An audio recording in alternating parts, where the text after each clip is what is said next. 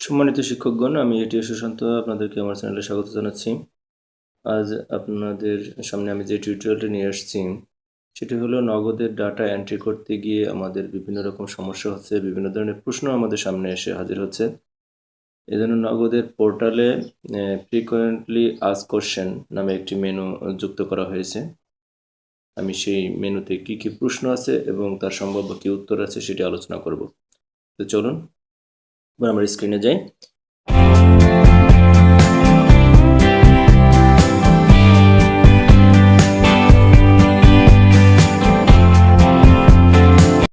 আমরা নগদের যে পোর্টালটি দেখতে পাচ্ছি সেখানে একটি নতুন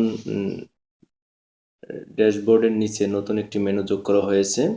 আমরা দেখতে পাচ্ছি FAQ, মানে ফ্রিকোয়েন্টলি আস্কড কোশ্চেন। এটিতে আমরা প্রবেশ করব।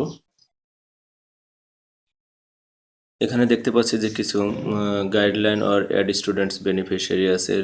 লিস্টের প্রত্যেকটি ফিল্ড পূরণ করতে হবে আমাদের, এটা আমরা সবাই জানি, এবং যে কোনো ফিল্ড খালি রাখলে আমাদের ডাটা সেভ নেয় না। শিক্ষার্থী এবং বেনিফিশিয়ারির নাম মিনিমাম 3 ক্যারেক্টার হতে হবে, অর্থাৎ 3 অক্ষরের নিচে কোনো নাম নিবে না। ক্লাস পোর্টালের ড্রপডাউন থেকে সিলেক্ট করতে হবে, অর্থাৎ 0 থেকে 8 পর্যন্ত আছে এখানে দেওয়া।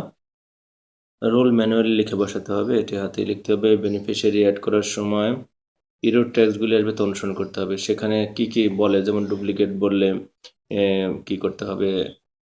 রিলেশন উইথ বেনিফিশিয়ারি পোর্টালের ড্রপডাউন থেকে সেখানে বাবা মা, ভাই বোন, নানা নানি, দাদা দাদি আছে, সেখান থেকে আপনার যে কোনো একটি সিলেক্ট করতে হবে। এনআইডির ক্ষেত্রে 10, 13 এবং 17 ডিজিট ব্যবহার করতে হবে। বার্থ রেজিস্ট্রেশন নম্বরের নিউমারিক অর্থাৎ আলফাবেট ব্যবহার করা যাবে। এখন আসছি প্রশ্ন। পাসওয়ার্ড চেঞ্জ করা, 1 নম্বর প্রশ্ন আছে, পাসওয়ার্ড চেঞ্জ করা কি আবশ্যক, ম্যান্ডেটরি? হ্যাঁ, আমরা দেখছি যে পাসওয়ার্ডটি চেঞ্জ করা না পর্যন্ত আমরা পরবর্তী কোনো ধাপে পৌঁছাতে পারি না, অর্থাৎ পাসওয়ার্ডটা অবশ্যই চেঞ্জ করতে হবে। ইউজার পরবর্তীতে সিগনেচার সেট করতে চাই কোন অপশনে যেতে হবে? আমরা জানি যে সিগনেচার যদি আমরা সেট করতে চাই, আমরা জানি যে আপডেট সিগনেচার অপশন, এই যে আমরা বাম পাশে দেখতে পাচ্ছি যে আপডেট সিগনেচার অপশন, এখানে আপনাদের যেতে হবে।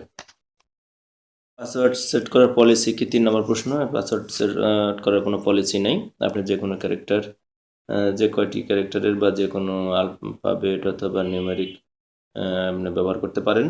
4 নম্বরে রয়েছে একজন বেনিফিশিয়ারির তথ্যগুলি কি সবসময় একই হতে হবে? এখানে একটি খুব গুরুত্বপূর্ণ একটি বিষয় 4 নম্বর প্রশ্নটা, যে আপনি এখন যে কোনো এনআইডির বিপরীতে যে কোনো মোবাইল নাম্বারটা কিন্তু নিচ্ছে, কিন্তু মনে রাখতে হবে যে এই এনআইডি এবং এই মোবাইল নাম্বারটি ট্যাগ হয়ে যাবে। এর পরবর্তীতে আপনি যদি যে কোনো একটি চেঞ্জ করতে চান সেটা কিন্তু এরর দেখাবে। অতএব এখন যে এনআইডি দিচ্ছেন এবং যে মোবাইল নাম্বারটি দিচ্ছেন সেটি কিন্তু ফিক্সড হয়ে গেল। 5 নম্বর প্রশ্ন রয়েছে, একই অভিভাবকের 4 জন সন্তান যদি ভিন্ন ভিন্ন প্রতিষ্ঠানে অধ্যয়নরত থাকে তাহলে মোবাইল নাম্বার কি একই ব্যবহার করা যাবে? অবশ্যই যাবে। তবে সেক্ষেত্রে নিয়ম হলো কি, যে 2 স্কুলেই তথ্য অর্থাৎ নামের স্পেলিং, মোবাইল নাম্বার, এনআইডি সমস্ত তথ্য হুবহু একই হইতে হবে, তা নাহলে কিন্তু এরর দেখাবে। 6 নম্বর প্রশ্ন রয়েছে, একই মোবাইল নম্বর কতবার অন্তর্ভুক্ত করা যাবে? হ্যাঁ, একাধিক সন্তানের ক্ষেত্রে একাধিকবার মোবাইল নাম্বারটি ব্যবহার করা যাবে, তবে এখানেও বলা আছে ইনফরমেশন এক হইতে হবে। 7 নম্বর প্রশ্ন হচ্ছে, হেড টিচার যে লিস্ট তার রেডি করবেন তা প্রত্যেকটি ফিল্ডই পূরণ করা ম্যান্ডেটরি? হ্যাঁ, প্রত্যেকটি ফিল্ডই আপনাকে পূরণ করতে হবে, প্রত্যেকটি ঘরেই রো এবং কলাম পূরণ করতে হবে। বেনিফিশিয়ারি লিস্ট কে তৈরি করবে? অবশ্যই প্রধান শিক্ষক এটি তৈরি করবেন। হেড টিচার কীভাবে তার প্রোফাইল ইনফো আপডেট করবেন? আমরা এখানে বাম পাশে দেখতে পাচ্ছি যে টিচার্স প্রোফাইল আপডেট, এখানে ক্লিক করলে আপনি আপনার প্রোফাইলটা আপডেট করতে পারবেন। অর্থাৎ প্রধান শিক্ষক যদি চেঞ্জ হয়, বদলি হয় বা আরও দুর্ঘটনা ঘটে, তাহলে অন্য একজন প্রধান শিক্ষক আসলে এখানে গিয়ে তার তথ্যটি তিনি আপডেট করতে পারবেন। 10 নম্বর হচ্ছে, পোর্টালে টিচারের প্রোফাইল ইনফো আপডেট করলে কি ভবিষ্যতে প্রদানে কোনো প্রভাব পড়বে? আসলে পোর্টালে প্রধান শিক্ষকদের প্রোফাইলের সাথে ভবিষ্যতে প্রদানের কোনো ডাইরেক্ট সম্পর্ক নাই, আমরা দেখতে পাচ্ছি না, এটা ঐচ্ছিক কাজ। 11 নম্বর, প্রোফাইল ইনফরমেশন আপডেট করার কি নির্দিষ্ট কোনো লিমিট আছে? না। 12 নম্বর প্রশ্ন রয়েছে, একটি বেনিফিশিয়ারি লিস্ট সর্বোচ্চ কতবার রিজেক্ট করলে বাতিল হয়ে যাবে? এরকম কোনো নির্দেশনা আসলে নাই। একই মোবাইল নাম্বার উপভোক্তার জন্য সর্বোচ্চ কতবার ব্যবহার করা যাবে? নির্দিষ্ট কোনো লিমিট নাই, আপনি যতবার খুশি ততবার ব্যবহার করতে পারবেন। আমি পোর্টালে লগ ইন করতে পারছি না। পোর্টালে লগ ইন করতে না পারলে গ্রাহক নাম্বার 09609616167 নাম্বারে যোগাযোগ করে আপনি পাসওয়ার্ডটি ফেরত আনতে পারবেন। নম্বরে একই প্রশ্ন, যে নতুন পাসওয়ার্ড ভুলে গিয়েছি, কোথায় যোগাযোগ করব? তাদের গ্রাহক সেবার যে নাম্বার আছে সেই নাম্বারে যোগাযোগ করতে হবে।